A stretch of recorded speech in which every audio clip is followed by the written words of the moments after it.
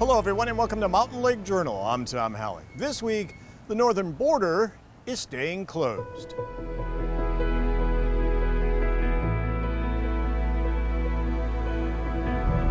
The ban on non-essential travel between the U.S. and Canada will be extended for at least another month until late August, amid spikes in confirmed corona cases in dozens of states in the U.S. The ban does not affect trade, truck drivers, or vital healthcare workers who are crossing the border, but it does prohibit tourists and boat owners, which the northern New York economy depends on. The border shutdown since March has cost the region millions of dollars in lost business and tax revenue, and some of the hardest hit businesses are marinas that cater to Canadians. Art Spiegel, who owns the Plattsburgh Boat Basin, says he understands the safety concerns, but says the border closure has all but wiped out his business for the year. What's that do to your business?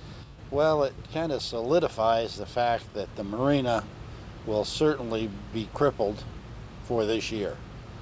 It's been a tough year in the beginning. Obviously, we only have about 20% of our boats in the water. The other 80% are Canadian owned.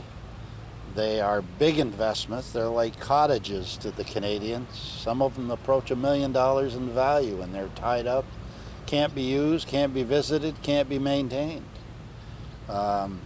It's really tough. I think about what's going to happen uptown with restaurants, bars, the stores that are run by their owners that are working 15-hour days, trying to keep their head above water, and they're able to survive by outdoor dining. What's going to happen in December, January? Unless we can get things under control and a vaccine so they can increase what is allowed to be done inside, there's going to be some serious repercussions. It's economics 101. You think there's a number of businesses that may not survive this?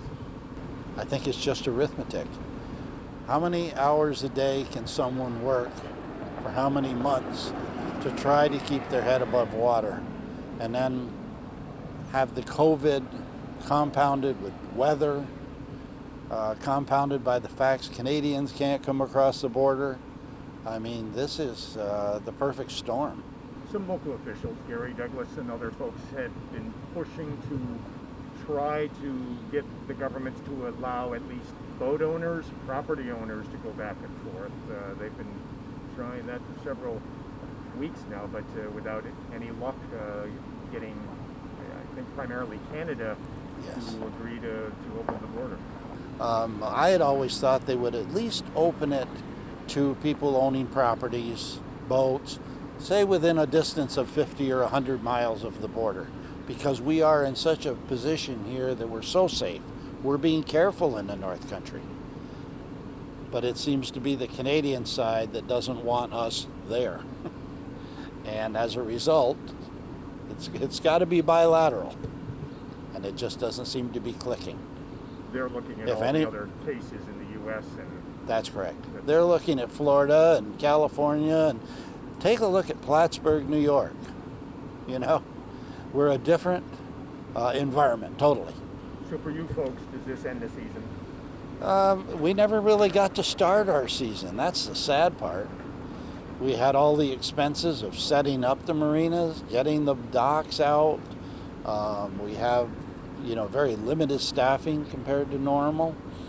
But sadly, we kind of had to be ready at the starting gate, but we could never push the button to get the gate open. As a longtime businessman, you've never seen anything like this? Never. Not in my lifetime. No, I'd like to live a few more years, but I don't want to see this happen again. I'd like to see it turn around so at least we're headed in the right direction. Right now it's very, it's discouraging. The restaurant at the Plattsburgh Boat Basin has now opened, so that's providing some revenue, but only a fraction of the usual summer income.